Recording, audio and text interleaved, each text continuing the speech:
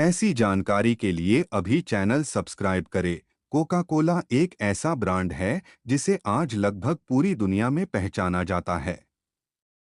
इसके पीछे की कहानी किसी भी अन्य व्यावसायिक सफलता की कहानी की तरह प्रेरणादायक और दिलचस्प है।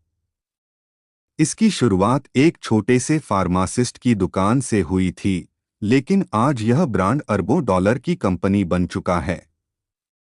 इसमें व्यापारिक रणनीतियों, मार्केटिंग, विज्ञापन और उपभोक्ता की बदलती पसंद को ध्यान में रखते हुए कई महत्वपूर्ण निर्णय लिए गए हैं। इस लेख में हम कोका कोला की कहानी को विस्तार से जानेंगे कि कैसे यह पेय एक छोटे से फार्मास्यूटिकल मिश्रण से एक वैश्विक पेय ब्रांड बन गया। कोका कोला की स्थापना 1886 से 1892। कोका कोला की कहानी 1886 में अमेरिका के जॉर्जिया राज्य के अटलांटा शहर से शुरू होती है। यह समय अमेरिकी समाज में औद्योगिक क्रांति का दौर था और नई नई चीजों का आविष्कार और व्यापारिक विकास तेजी से हो रहा था। जॉन स्टिथ पेम्बर्टन एक फार्मासिस्ट थे जो दवाओं के नए नए मिश्रण तैयार करने में माहिर थे। उन्होंने एक नया शीतल पेय बनाने की सोची जो लोगों को ताजगी और राहत प्रदान कर सके। कोका कोला का प्रारंभिक फॉर्मूला जॉन पेम्बर्टन ने एक नया पेय तैयार किया जिसे उन्होंने कोका कोला नाम दिया। यह पेय कोका के पत्तों और कोला नट्स के मिश्रण से बनाया गया था। शुरू में इसे एक टॉनिक के रूप में बेचा गया था जो थकान, सिरदर्द और अन्य बीमारियों से राहत देने वाला था। पेय में कोका पत्तियों से प्राप्त कोकीन की एक छोटी मात्रा भी थी जो उस समय कानूनी थी और इसका उपयोग औषधीय उत्पादों में आम था। बाद में कोकीन को पेय से पूरी तरह हटा दिया गया। नाम और ब्रांडिंग कोका कोला का नाम जॉन पेम्बर्टन के बुककीपर फ्रैंक एम रॉबिन्सन ने सुझाया था। रॉबिन्सन ने ही इसके नाम को आकर्षक तरीके से लिखा जिससे यह ब्रांड नाम लोगों को याद रहे। उन्होंने इसे एक सुंदर हस्तलिपि में लिखा जो आज भी कोका कोला का लोगो बना हुआ है। यह लोगो इतना लोकप्रिय हुआ कि इसे पूरी दुनिया में पहचाना जाता है। प्रारंभिक विपणन और बिक्री कोका कोला की शुरुआत अटलांटा के एक छोटे से फार्मास्यूटिकल स्टोर से हुई थी। पेम्बर्टन ने इसे शुरुआत में सोडा फाउंटेन पर बेचना शुरू किया। कोका कोला को सोडा वाटर के साथ मिलाकर बेचा जाता था और इसका पहला साल बहुत ही मामूली था। पहले साल में केवल कुछ हजार गिलास बेचे गए थे। पेम्बर्टन की सेहत जल्द ही खराब होने लगी और उन्होंने कोका कोला के अधिकारों को अलग अलग व्यापारियों को बेचना शुरू कर दिया। अंततः 1888 में कोका कोला के अधिकारों को आसा ग्रिग्स कैंडलर ने खरीद लिया। एसा ग्रिग्स कैंडलर का योगदान 1892 से 1916। कैंडलर एक कुशल व्यापारी थे और उनके पास कोका कोला को बड़े पैमाने पर बाजार में उतारने की दूरदर्शिता थी। उन्होंने कंपनी को पूरी तरह से अपने नियंत्रण में ले लिया और इसे एक बड़ा व्यवसाय बनाने का सपना देखा। कैंडलर ने आक्रामक विपणन और विज्ञापन की रणनीतियों का इस्तेमाल किया जिसने कोका कोला को लोकप्रियता दिलाई। विज्ञापन और प्रचार की शक्ति। कैंडलर ने समझा कि अगर कोका कोला को एक बड़े ब्रांड के रूप में स्थापित करना है तो इसके लिए व्यापक प्रचार और विज्ञापन की आवश्यकता होगी।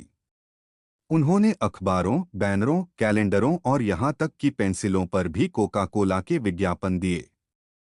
कैंडलर ने विज्ञापन पर इतना ध्यान दिया कि जल्द ही कोका कोला हर जगह दिखाई देने लगा और यह एक लोकप्रिय पेय बन गया।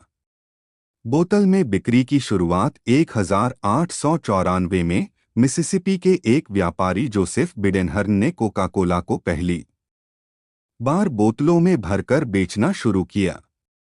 इससे पहले कोका कोला केवल सोडा फाउंटेन से गिलास में परोसा जाता था, लेकिन बोतल में भरने से यह अधिक सुविधाजनक और सुलभ हो गया।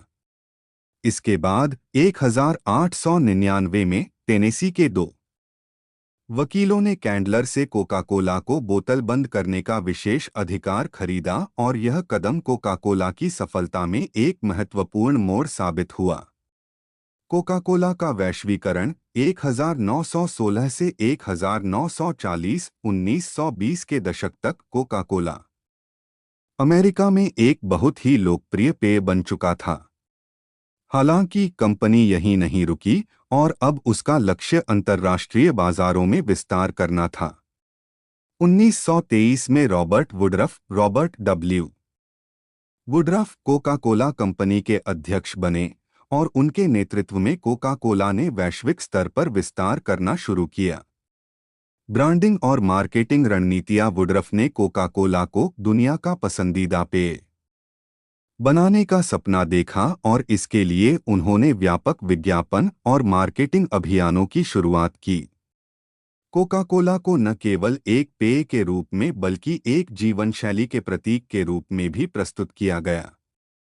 विज्ञापनों में कोका कोला को ताजगी, खुशी और सामाजिक मेलजोल का प्रतीक बताया गया, जिसने उपभोक्ताओं के बीच इसे और भी लोकप्रिय बना दिया। कोका कोला और खेल 1928 में कोका कोला ने ओलंपिक खेलों को प्रायोजित करना शुरू किया। यह खेलों में प्रायोजन का पहला उदाहरण था और इसने कंपनी को अंतर्राष्ट्रीय स्तर पर बड़ी पहचान दिलाई। इसके अलावा कोका कोला ने बेसबॉल, फुटबॉल और अन्य खेल आयोजनों को भी प्रायोजित किया, जिससे इसकी लोकप्रियता और भी बढ़ी। द्वितीय विश्व युद्ध और उसके बाद का विस्तार 1940 से 1960 द्वितीय विश्व युद्ध के दौरान कोका कोला ने एक रणनीतिक निर्णय लिया, जिसने इसे एक वैश्विक ब्रांड के रूप में स्थापित कर दिया। कंपनी ने अमेरिकी सैनिकों को युद्ध के मैदान में ताजगी प्रदान करने के लिए मुफ्त में कोका कोला की आपूर्ति की। इसके लिए कंपनी ने कई देशों में उत्पादन इकाइयां स्थापित कीं, जिससे युद्ध के बाद भी उन देशों में कोका कोला की बिक्री जारी रही। सांस्कृतिक प्रतीक के रूप में कोका कोला न केवल एक पेय है, बल्कि यह एक सांस्कृतिक प्रतीक बन चुका है। इसे अक्सर अमेरिकी जीवनशैली, उपभोक्तावाद और पूंजीवाद का प्रतीक माना जाता है। कई बार इसे आलोचना का भी सामना करना पड़ा, लेकिन इसके बावजूद यह ब्रांड अपनी जगह बनाने में सफल रहा। निष्कर्ष, कोका कोला की सफलता के पीछे कई कारक हैं। इसमें इसके संस्थापकों की दूरदर्शिता, विज्ञापन और ब्रांडिंग की कुशल रणनीतियां और वैश्विक विस्तार की योजनाएं शामिल हैं।